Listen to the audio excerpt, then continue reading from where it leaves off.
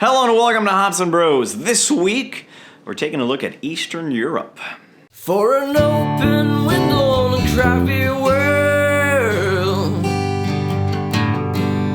Max and Chris from Ups and Brews. Ups and Brews. Welcome to Ups and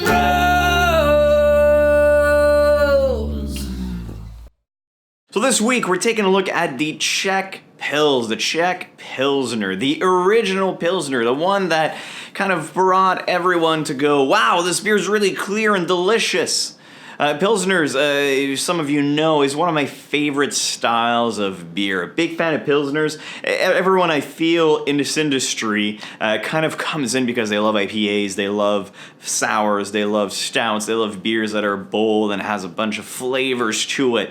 And then the more time you spend in this industry, the more of those beers you have, the more you start appreciating a nice, well-balanced beer, which the Pilsner is. Now, Pilsner is a beer that originates from the town of Pilsen, and more specifically for the Czech Pils, the Pilsner Urquell, which would have been one of the first Pilsner to be brewed using all the different technological advancement of that day. A lot of things had to happen for this beer to become a thing. A lot of kind of historical events that brought beer from one step to the other, and with all of those mixed together, the Czech Pils was born. The biggest one was lager yeast. So before that, everyone used ale yeast. Ale yeast is a great yeast. It's found all around us. I mean, there's some on your fruits right now. If you have fruits in the kitchen, there's a bunch of yeast on there that could potentially be used to ferment beer. Ale yeast, natural. It's all around us. Lager yeast, not so natural. It was actually kind of man-made, or at least man prompted it to be a thing. In Germany, they would ferment beers in caves, which are a little bit cooler. They would use old wine barrels or old barrels that probably had something else in them first, and then I would add their normal ale yeast. Now, by reusing those barrels over and over again, they ended up creating the lager yeast. If you want to know more, we have a full episode on lagers and ales and all that, but that's kind of the gist of it. So lager yeast, step number one. Now you have an yeast that can ferment cooler and clean those beers a lot more. The main focus event that happened for the big change from ale to lager was one event in Pilsen where citizens were angry. They were mad at the quality of the beer. It was crappy beer. It was all brown and murky and whatnot, and people wanted something better. They had a few bad batches and they decided to break barrels right in front of the town hall to protest. And it worked. After that, the town opened a few breweries and started to research those new brewing techniques. As I said, the first one was to actually use a lager. Lager yeast would clear out that beer, clean it up, and make it a little more on the clear side. Yeah, a little transparent, a little better looking, if you will. Now, what you're probably saying is back then could you even see your beer? People were using these pewter mugs or wooden mugs or whatever they had. Hell, they would use horns through history to drink their beers. Why now? Well, because there was a glass factory that finally was able to mass produce clear glasses. So people were actually starting to look at their beers and kind of realize that, HAZE maybe not. Maybe I want something clear. HAZE can be good sometimes, but not always. And back then, having something clear was kind of, well, that's pretty cool. Let's have something that we can use these glasses for. Now, the other thing that happened for this beer to be a thing, first off, we have lager, and then we've got the clear glasses. You can actually see your beer. Now, the last one is the color. It was still using some smoked malts, some roasted malts, so you have a lot more darkness to it. It's not necessarily the prettiest thing. Now, Britain was able to create a new way to kiln your grain with indirect heat, indirect fire, which means that it meant that you could kiln it to a lesser level where the grain would stay fairly light. Another advancement. Now, two not brothers, but two friends from Germany went out to England and stole a bunch of secrets, and one of those was that. So if you ever see Pilsner malt, it comes from there, and also Vienna malt also comes from there. So you've got all of those different ingredients being used to create this new type of beer, because yes, Pilsners, Czech Pilsners kind of revolutionized the way that we brew beer, the way that we look at beer. If you look at all the macros out there, it all stems somewhere from those new German techniques of brewing beer and from that Pilsner beer. The last ingredient is HAZE hops for this kind of advancement. HAZE was used before. It was pretty much always used in those styles of beer. The new difference is that they're using it to balance out the sweetness of the malts, which is a little less sweet than what it was before. If you look at a recipe for a Czech Pils, you'll see that the IBUs are actually comparable to the New England style IPA. I mean, you really want that bitterness to balance out the sweetness, the natural sweetness that your grains are going to give you. And HAZE hop being one of those noble hops, a little earthy, floral, it's noble in its flavor. So you don't have necessarily the juiciness out of it. You really just have a nice herbal balance to this beer.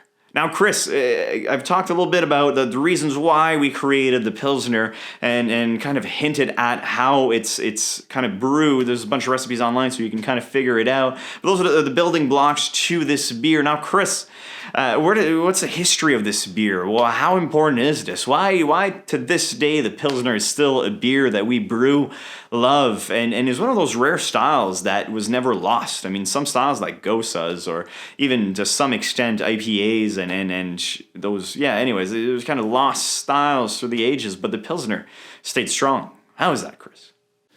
All right, so what's a Czech Pilsner? Basically, we have to take this all back to the dawn of ages, the beginning of times, the first brews, or the first time humans used hops in beers were kind of like historically noted in Bavaria or in Czech Republic. So if you process all that in your brain, in the early 19th century, when the transportation technologies kind of like came in, all those beers brewed in Bavaria kind of like sprung up and grew outside of the region. Speaking of southern parts of Germany, but also elsewhere in Europe. It's also important to note that most of those beers were bottom fermented brews, which resulted in a more crisp and refined taste. All of them were darker beers back in the days until a little town called Pilsen. If you haven't watched our Pilsner video yet, then go check it out. It's a good refresher because we're kind of like diving a little bit deeper into Czech Pilsners, and I'm gonna covering more of the Czech beer culture, let's say, because it's a quite fantastic culture. So back in Pilsen, a new brewery started playing with new malt kilning techniques that they got from England. This new technique is very different from what they're used to, which was resulting in direct flame, burning the malts and getting them darker.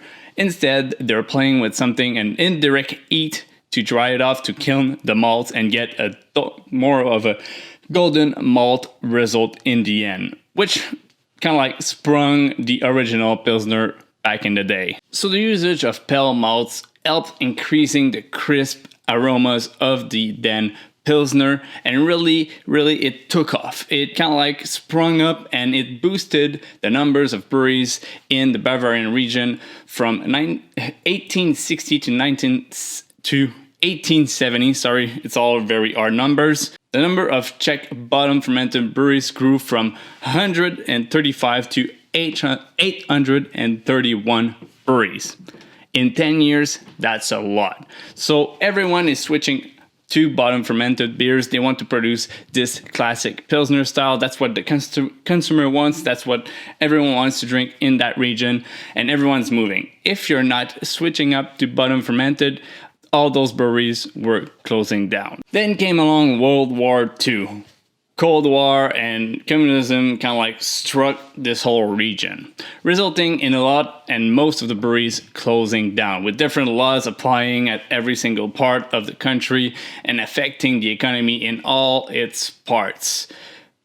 affecting it so much that in the early 21st century, only 60 breweries were left in Czech Republic. But nonetheless, the industry back in Czech Republic is climbing up. We saw that with the Canadian World Junior Hockey Tournament. There was a lot of kind of like journalism around the beer culture, a little bit around it, because yes, it's one of the countries where people drink most beers per capita. It's impressive. I'm always very intrigued with the Czech Republic beer culture. I think that they have something quite unique out there, and we see a little bit more of that here on the American continent with the usage of the, I don't know how they call it. I think it's the horizontal pump. Instead of pouring this way, it goes this way. It's equipped with 3 filters in there. I think we should do probably a specific video on this type of beer serving because it has its own unique texture or its own unique values in what it is doing. And I think maybe Max has a little bit more info about it, but I think it's quite nice to experiment with that and see breweries here brewing a classic Czech Pilsner and using the specific pouring techniques that they use back in the country. It really kind of like implemented that it's the way it's made and the way it's properly drank. And I think when you're serving up a beer that's proper to style, doing it all the way 100% really takes off a notch to the quality side of things and also makes it a very special experience for the consumer at the same time. Marketing wise, it's an amazing little style. It's been there for ages. I think a lot of people still don't know what's all about, and maybe because it's one of the most mainstream styles right now, but still, Czech Pilsners, definitely one style that you should check out. So there you have it. Now the last thing that's really important to mention, that's why I waited this long to mention it, is the water profile. The water profile of Pilsen was very unique, very perfect, where with the balance of all the other ingredients I mentioned earlier, it pushed the quality of this beer to another level. And the reason why I'm mentioning it now is because a lot of people have brewed these beers in very similar fashion now all over Germany, Czech Republic, and a lot of other places on the globe, and the only real difference between all of these, if the recipe is followed to a T, is the water source. The water profile did change. That's why you can have a Pilsner from Germany that's going to taste a lot different than a Pilsner from Czech Republic, and nowadays very different than a Pilsner from Canada, from the United States. Let us know in comments below where your favorite Pils comes from, and if you think it has to do with the water profile, or if there's dry hopping or something different to it that you really appreciate. And if you like the video, please leave a like, subscribe, share, and we'll see you guys in the next one.